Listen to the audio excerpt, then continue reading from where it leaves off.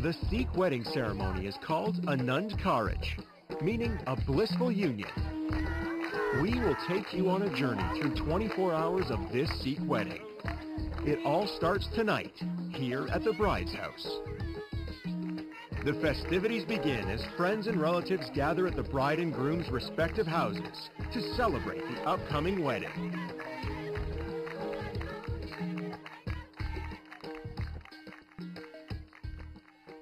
I'm 26 right now, and at this point in my life, I am capable of making the decisions of getting married and who should I be marrying and any other major decisions that may come. Mom, we still have to do all the table arrangements.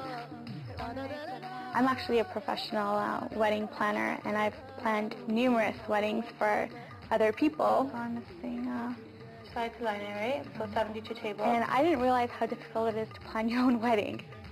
I'm extremely attracted to her physically, emotionally, for the person she is. Just looking forward to actually getting married to Dishi. Just from the first day I met him, it's like I just knew. My wedding is next week at a Sikh temple, also known as the Gurdwara. My father is an active volunteer at the Gurdwara along with Mr. Mahal. That is actually how I got to know him. Any marriage which has been performed in the Gurdwara, it must be registered. I do the registration. Every morning I go about 10 o'clock to the Gurdwara, and normally we have got a wedding about 11, so it's a lot of time. So I've got a TV screen. I watch which wedding is finished. So I go there and ask them to sign the papers. Then I come back, then I go to the next one. Sometimes we have to go to 3 weddings a day. Mr. Mahal and his wife have been introducing young people to each other for the purpose of marriage. I also have been approached by them on several occasions where they thought they had found a suitable match for me. This is quite normal in our community. We have tried to be matchmakers for the younger generation here. Most of the couples we introduced are happily married. Out of 10 marriages, maybe 1 couple got divorced. She's a very hard worker, and she's very honest and loyal to me. And we've been married for last 63 years. We do the matchmaking, both of us. I go to the Gurdwara, people. They ask us, have you got any girl or boy? So I ask them to give me a resume, what you call it, and his picture. Then I go home, I discuss with my wife, and we get the resumes from both sides. So we have got a girl, we have got a boy. Then we ask them, all right, you come to us, our home, and had a cup of tea, and we let them sit together. They can talk half an hour or an hour, and let's see how they work it out.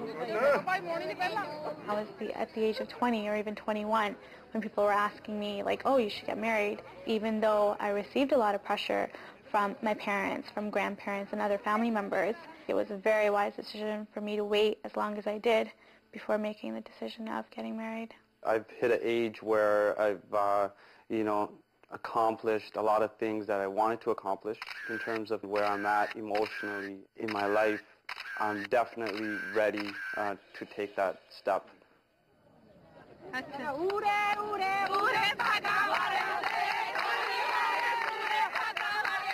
There are numerous social festivities that take place before the actual religious ceremony. Our family, our friends, and relatives get together and scrub us with turmeric powder. This is for good luck and for blessings. My maternal uncles place a chura on me. These are the traditional wedding bangles.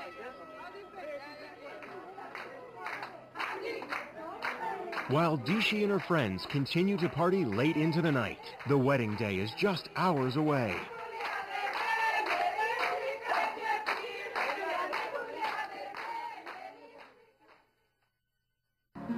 My day starts at 5 in the morning.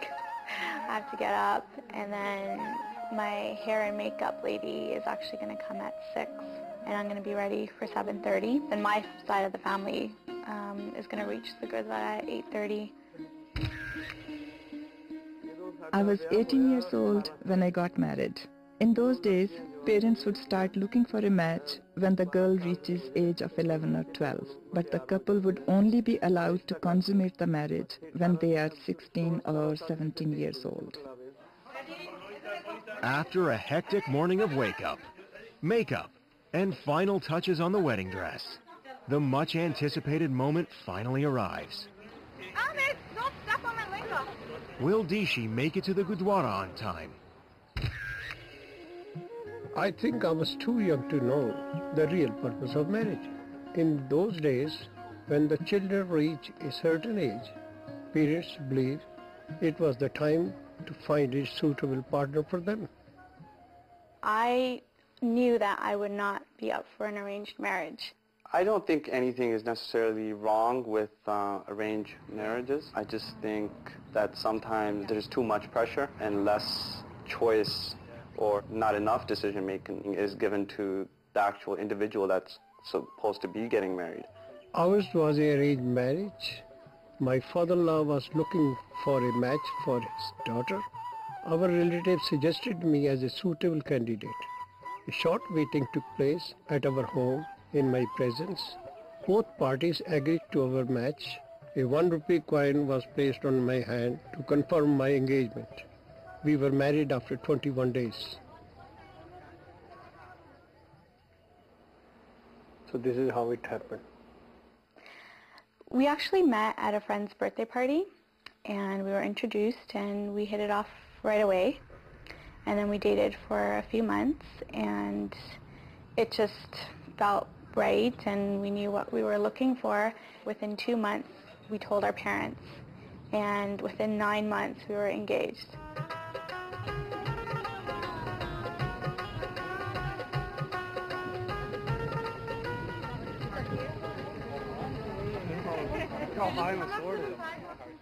I think that's ideal, is to meet somebody on your own so you can get to know them without any kind of pressure. For me, it was very important to thoroughly know the person I was going to spend the rest of my life with, know our likes and dislikes, get to know each other, and then decide, okay, this is the person I'm going to spend my life with.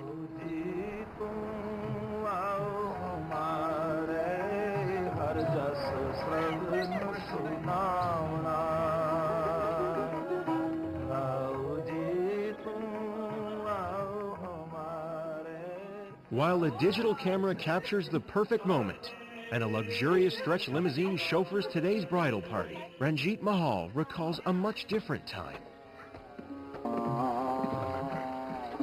In older days when I got married, so at that time we had 2 cars.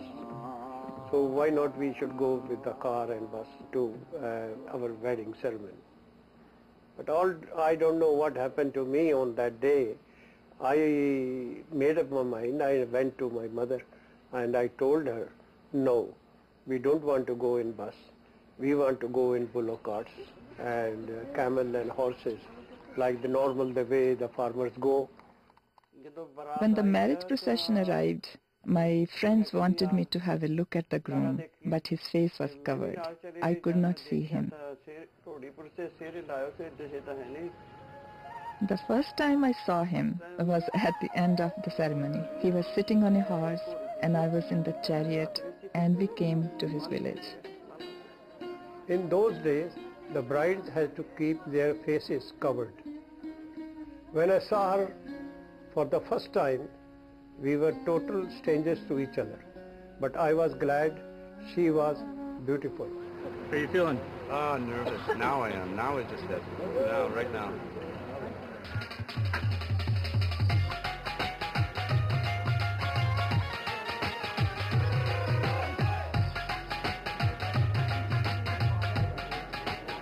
The first ceremony at the Gurdwara is called Milni, the introduction. This is when both families are formally introduced to each other. The families stand facing each other as the priest offers a short prayer. Then the introductions begin, starting with the fathers of the groom and the bride.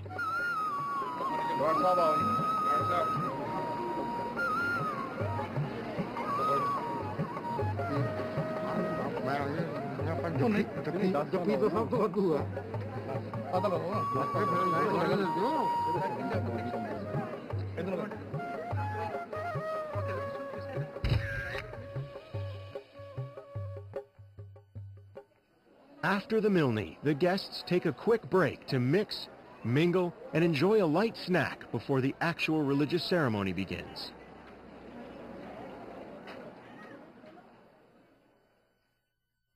In olden days, when I got married, at that time they haven't got much money with them. They were doing simple marriages. Now they have got, in this country, they have got money, there's more decorations, more other things are happening nowadays. So it's all depends how you afford, how your pocket allows you for your wedding. So this is all depend upon the family. Even though I was born in Canada and raised in Canada, there are certain traditional items that I would still want incorporated in my wedding. I do make it a point to learn as much as I can about my own culture. It's our history and it's who we are.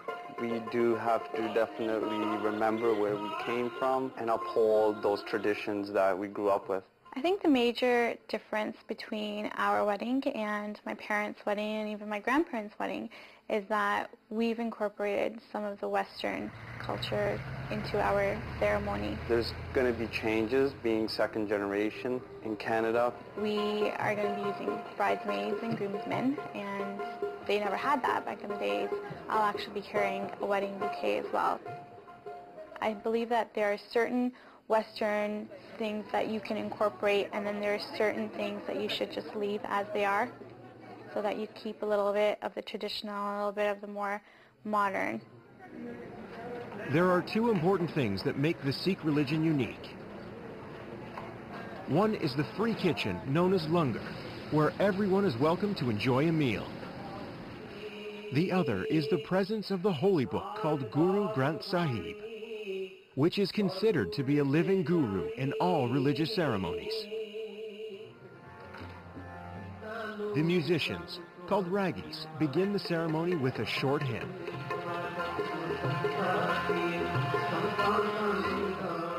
My fiance's father was kind enough to actually give us a translation of the lama and exactly what goes on, what everything means.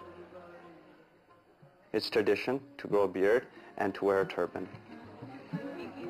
The bride, groom, and their parents stand for the preliminary prayer, which indicates the family's consent for the marriage.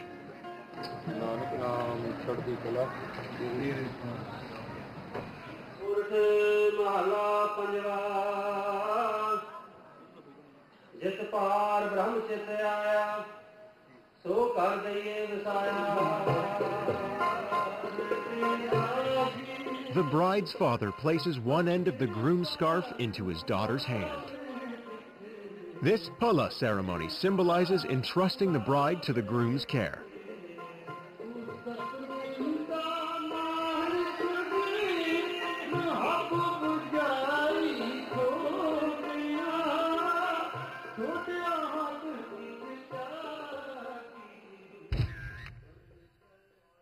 The lava are the nuptial vows that define the ultimate spiritual ideals of the Sikh marriage. There are 4 parts to the vows, and as each one is recited by the priest and sung by the ragis, the couple slowly walk around the holy book. The first law is the spiritual instruction to the couple to follow the natural and righteous course of life. In the second love, the couple is instructed to cleanse themselves of false pride and arrogance through total submission to God.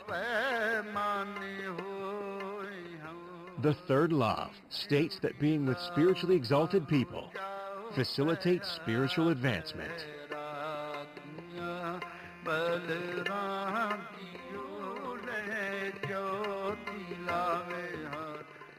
The fourth love brings serenity to the mind as it grasps the knowledge of the divine. The conclusion of the lavas signifies the tying of the nuptial knot. This is followed by the recitation of the Anand Sahib, the final hymn of bliss. After the final prayer by the entire congregation, the ceremony is concluded with the reading of the verse from the Guru Granth Sahib. This is followed by the official registration of the wedding.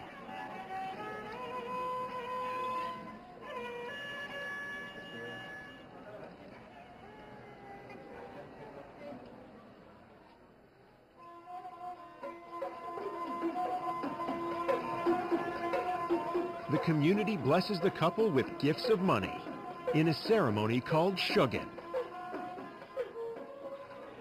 The entire congregation shares in the communal meal before the evening's grand reception.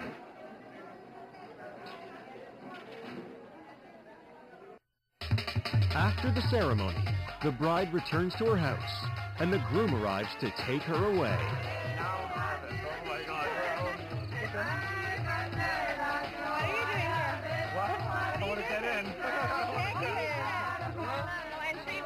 Oh my God!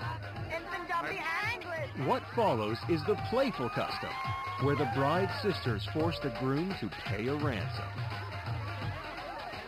There's a lot of red in here. No, we want more.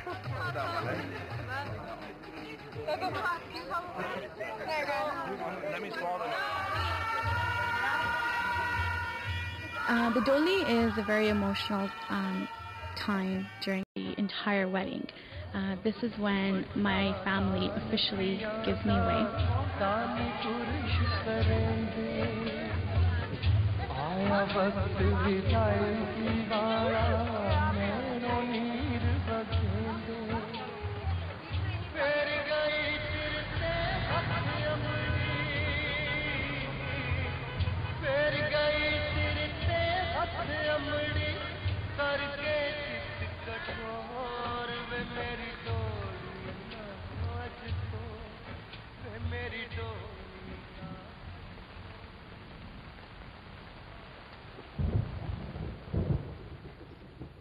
I will be living with my in-laws after we're married, and that was actually my decision.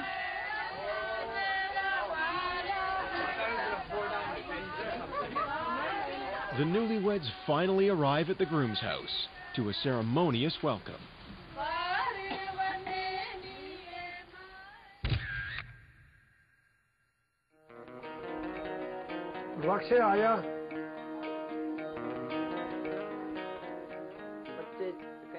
Both our children want us to live with them, but we feel as long as we can take care of ourselves, we should not interfere in their lives. We have our own habits and lifestyle, and we feel we wouldn't be able to enjoy our freedom as we do now. The Prince and Princess have now arrived. Please stand and welcome Mr. and Mrs. Sharji and Jagdish Brar.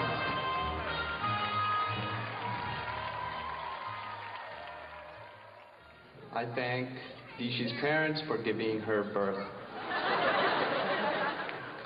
For more than 100 years, Sikhs have kept their faith and customs firmly rooted in Canadian soil. Sikh wedding ceremonies like these reflect this commitment.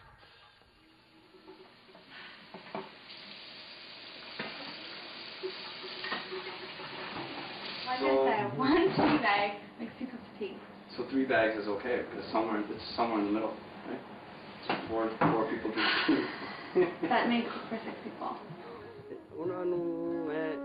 To the younger generation, I would only suggest that they listen to their partner before telling them their point of view. I look at my parents' marriage, and they've been going strong for almost 30 years. I think I want something like what my parents had. We feel that children should marry within their own caste and culture. Because if you go out of caste, the children, they don't know whether they should go to Gurdwara, they should go to mosque, they should go to the temple, or they should go to a church. But if they decide otherwise, then we have to accept their decision.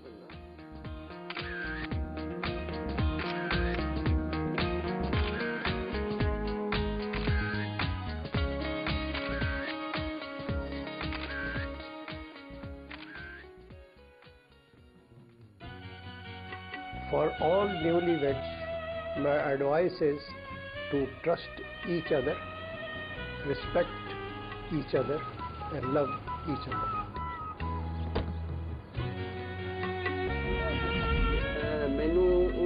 My husband never tells me I love you, but I know he respects me a lot. I know that I'm going to be spending the rest of my life with Ishi. I trust her with my life, I trust her with everything. And I think if you have a good base of trust and honesty, I think we can weather anything.